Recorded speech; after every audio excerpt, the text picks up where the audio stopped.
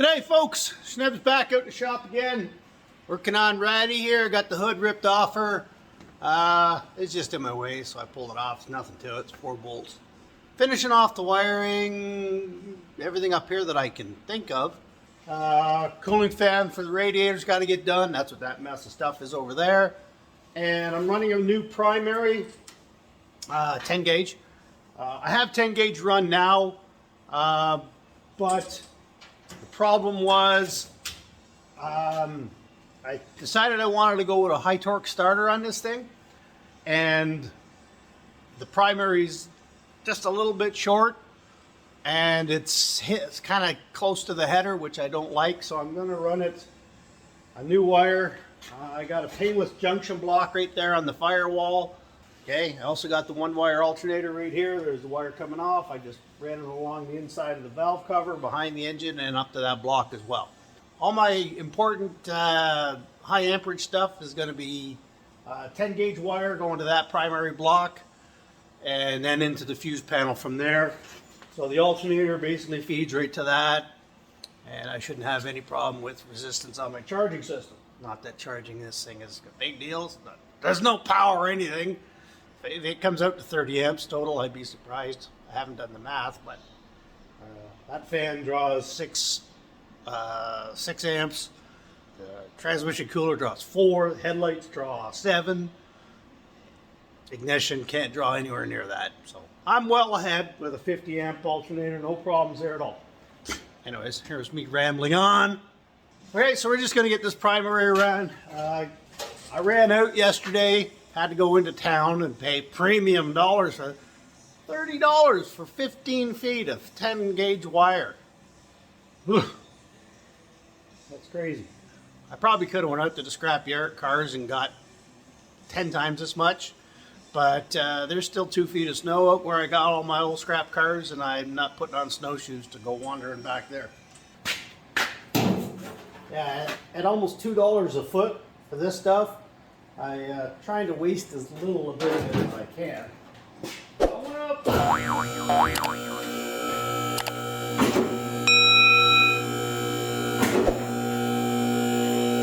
know it hasn't moved, but I always got to check it just for my own well-being.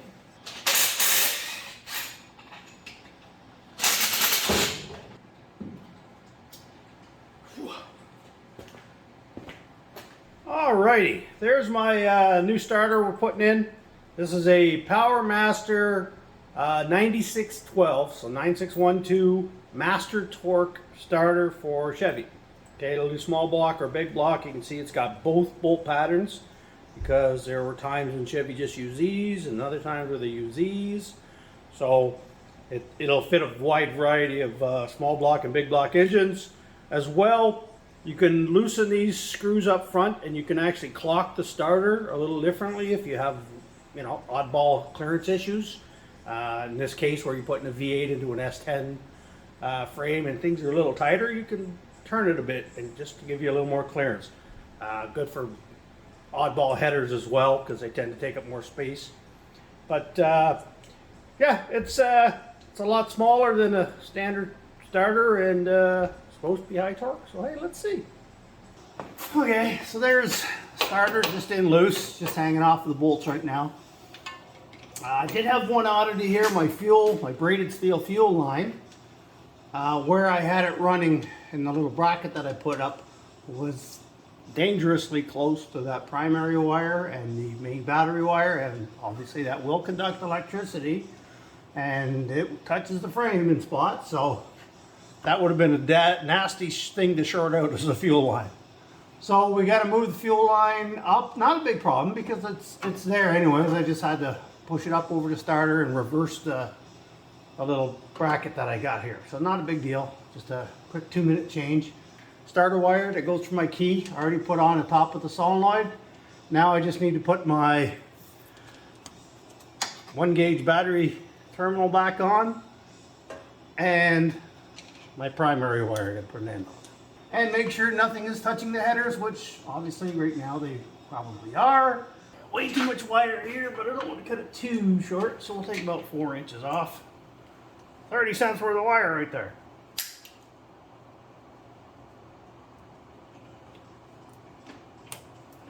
let's put an end on. Some heat shrink tubing. How many times I forget to put that on before I do a crimp? End up having to go with tape. Alright, what I got is a bunch of solder melted into the cup here. I'm just going to put the wire in the end and heat it up.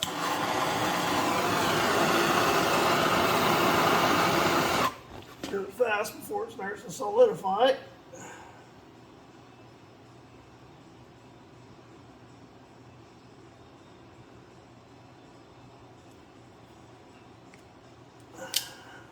Like so.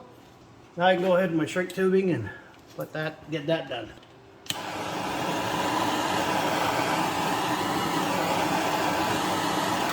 Done. So there's my new primary wire. I screwed up, put the wrong size on. I wasn't thinking. That's the one I need. Not a big difference, but it won't go over the starter bolt. Oh, now we can test how strong that connection is. Pretty darn strong. Now we get to do it all again now. Same procedure. Let's melt some solder into that cup. Alright, we got that soldered, crimped, now heat shrink.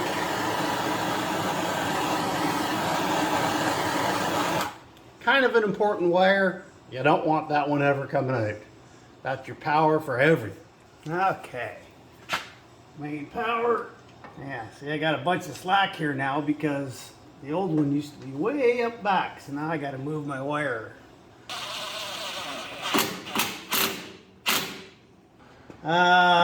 Checklist time. Drive shaft. Speedometer drive. Forgot about that. I do have more wiring down here. Because that's an electric speedometer, I got a Hall effect sensor, so it's electric instead of a cable. And the main reason for that was that rear end. Again, I don't think that's going to be in there very long. So I could match up the right gear in the transmission for that rear end and those tires and get the right accurate speedometer. But if I change the rear end or gearing, that throws off my speedometer and then I got to put a different gear in and do all that figuring again. This one's programmable. So I got it, I just haven't got around to putting that in. So that's on my list now. What else we got under here? Torque converter's not bolted up. Inspection pan, that's got to go on once that's done. Transmission is still empty, so I got to fill that up. I'm probably going to do brake lines. Clearly someone has replaced some with store-bought length, and then they're not custom cut or bent properly. They're touching things. I should make a list because I keep forgetting things. Let's go back up top. Well, let's see if that new high torque starter cranks.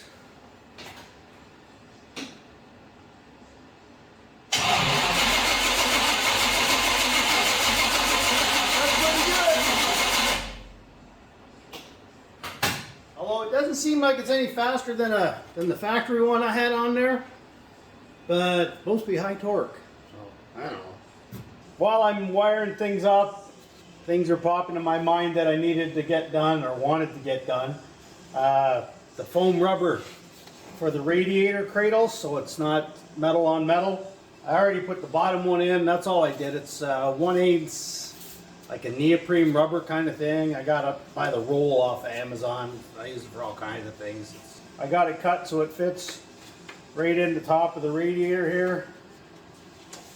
Like I said, I already got the bottom one in. No glue required because it's a good tight fit. And that is just to keep things from rattling, right? We don't want things rattling. We certainly don't want steel wearing through aluminum. The other thing I did is I took off these silly little chrome dress-up things from the top radiator hose. I didn't put them on the bottom because I get it. They look like they're something, but to me that looks cheap. So yeah, once I get this bolted back in, I'll be able to put some coolant in this thing and check another thing off the list. Pretty careful about while I was building this unit is repairability. I don't want to have to fight with it just to do routine maintenance. So as I was building, you know, I thought about every little thing about how am I going to get this out if I needed to. And that goes right down to like my roll cage, the fact that it's a removable roll cage. It ain't easy to remove, but if I needed to, I could pull that cab off in, you know, no real time.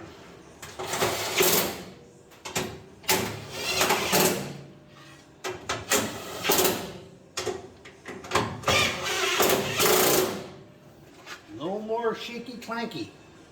I took this here plug off the end of my radiator cooling fan. For some reason they ship it with only one plug. I didn't get the other one, and I wasn't going to go chase the manufacturer down and mess with it.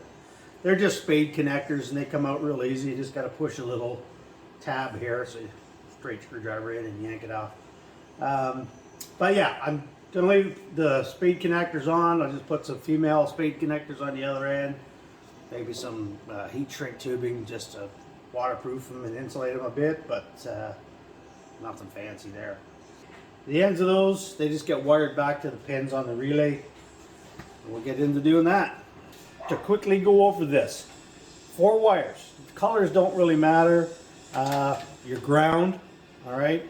This ground is what goes to the temperature switch. It doesn't go to the ground of the vehicle. It goes to the switch. The switch is an on-off. It uses the ground as your on-off.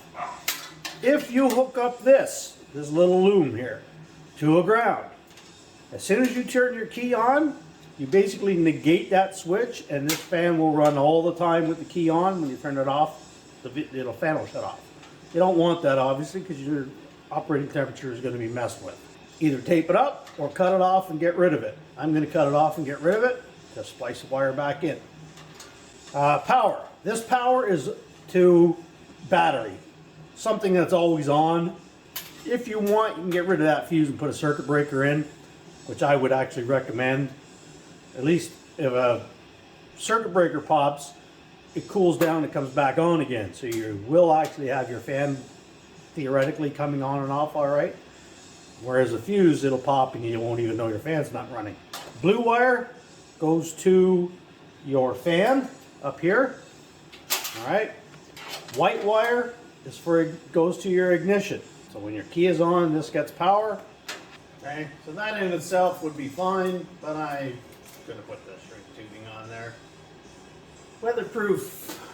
You never know when you're going to get caught in a rainstorm coming back from driving or something. Okay, so I'm going to go ahead, starting with my ground wire, because that's my switch, and that's really the important thing here. I'll figure out where I want to put this. Thinking the firewall right around here ought to do nicely.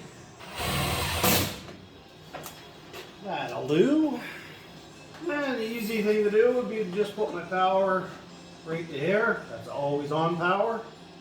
But with my kill switch it's not, but you get the idea. Sitting there last night watching some YouTube. And one of the suggested videos comes up. Rat rod fails. I said, well, I gotta watch that. And sure enough, you got all these guys with these beautiful machines. They just wreck us. We're wrecking them hard. A couple of guys doing some racing, crashing into the wall, and somebody else, their brakes locked, or the throttle locked up, and they just go flying right into the back of somebody else's ride. All I can think about is the words my father told me when I was first driving. Because if you can't afford to replace it, then don't race it. Which is why you should probably not see this thing on too many racetracks. But you never know. The red wire and my black wire are hooked up. The black is to the switch. This guy right here. That's my fan power. Accessories, nothing off, nothing on, yes. Alright. So that powers the actual fan. The other one powers the relay. Hey, look, I even had it labeled, cooling fan. Honestly, I could have wired this thing up in a day. There really isn't that much to it. I mean, the gauges and the radio are more wiring than all the engine stuff combined. That's going to be to clean up the wiring here once I figure everything out. Okay, so what I'm going to do, because the temperature switch on the engine right now is open circuit, so there's no power going through the relay, I'm going to ground it out and see if I can make this work. Be hearing that ground out now. That means I did that part right. All I did there was took the wire that goes into the switch, tap it to the side of the blower. The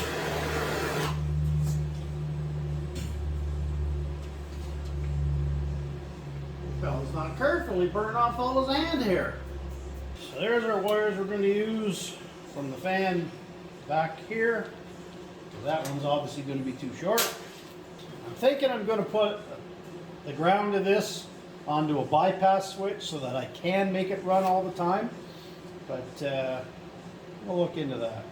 So we got our shrink tubing, our little insulated ends, and make it magic go happen. Alright, 2 weatherproof ends. Go ahead and plug those guys into our fan here. Alright, well there I got my plugs put in, and I got a piece of heat shrink over each because I pulled them out of the plug and there is some bare there, so I'm just going to cover them up like that, heat shrink them, and seal it all in.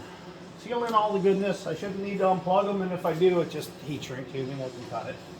Quickly running out of room in the old grommet here. This machine is not made for this many wires. Alright, so that's our last connection other than the ground, which goes in under the dash, and then we can test this thing. I'm anxious to hear how loud that is. That transmission cooler, that thing is insanely loud. Of course, when you think about it, motor will be running anyways, and it ain't going to be quiet. So all I'm doing is grounding out my my wire here that goes to the switch to simulate it tripping. Fan kicks on. It's sucking. You can reverse that fan so it sucks or blows just by changing those wires. But I want it to suck. And there's it off.